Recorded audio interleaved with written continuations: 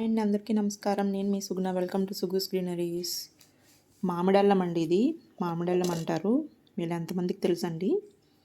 తెలిస్తే కామెంట్స్ పెట్టండి. ఈ మామిడల్లాన్ని శుభ్రంగా కడిగేసి ఇలా ముక్కల కింద కట్ చేసుకొని ఊరబెట్టుకుందామండి. చాలా బాగుంటుంది. ఇలా కట్ చేసిన తర్వాత ఏం చేయాలో చెప్తాను నేను. ముక్కలన్నీ కట్ చేస్తానండి. ఇప్పుడు మనం ఊరబెట్టుకుందాం.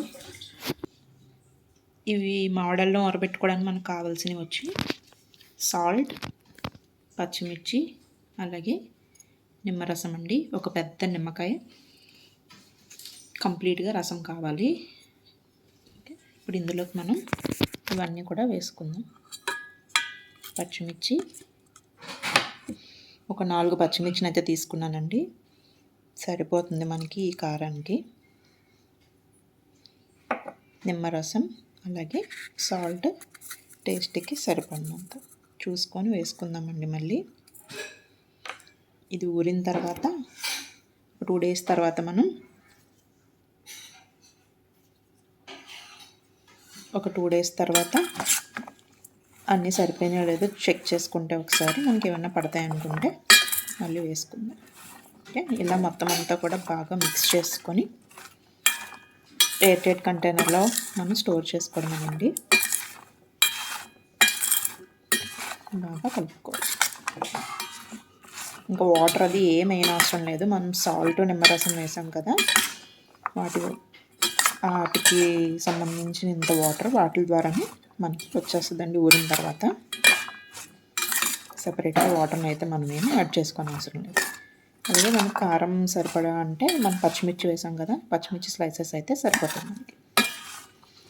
2-3 days తర్వాత మనకి ఒకసారి ఒక ముక్క తీసుకొని తిని చూస్తే టేస్ట్ చేసి చూసుకొని మనకి ఏమన్నా పడతాయి అనుకుంటే కనుక అప్పుడు మళ్ళీ యాడ్ చేసుకుంటే సరిపోతుందండి. సాల్ట్ కానీ కారం అంటే పచ్చిమిర్చి, అంతేగాని సాల్ట్ ముందే ఎక్కువ అయితే మాత్రం వేసుకోవద్దు. ఓకేనండి, చూసారా ఆల్రెడీ మనకి వాటర్ రావడం అయితే స్టార్ట్ అయింది. బాగా మిక్స్ చేసుకొని ఒకసారి మీకు కావాలనుకుంటే కొంచెం పసుపు కూడా యాడ్ చేసుకోండి. నేనైతే పసుపు వేయట్లేదండి.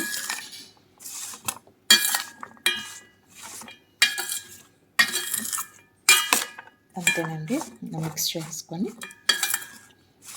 మనకు ఒక ఎయిర్ కంటైనర్ మీకు ఎందులో కావాలనుకుంటే అందులో గ్లాస్ జార్లో వేసుకున్నా పర్వాలేదు. నేనైతే ఈరోజు గ్లాస్ జార్లోకే వేస్తున్నానండి.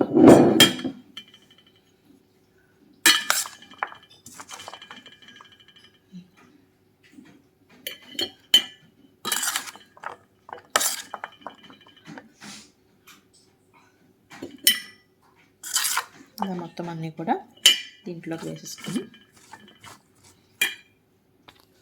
ఇలా గ్లాస్ కంటైనర్లోకి అయితే తీసుకున్నానండి. మొత్తం ఇలా స్టోర్ చేసుకోవడమే. మనం 2 days తర్వాత అన్నీ సరిపోయినా లేదో చూసుకుందాం.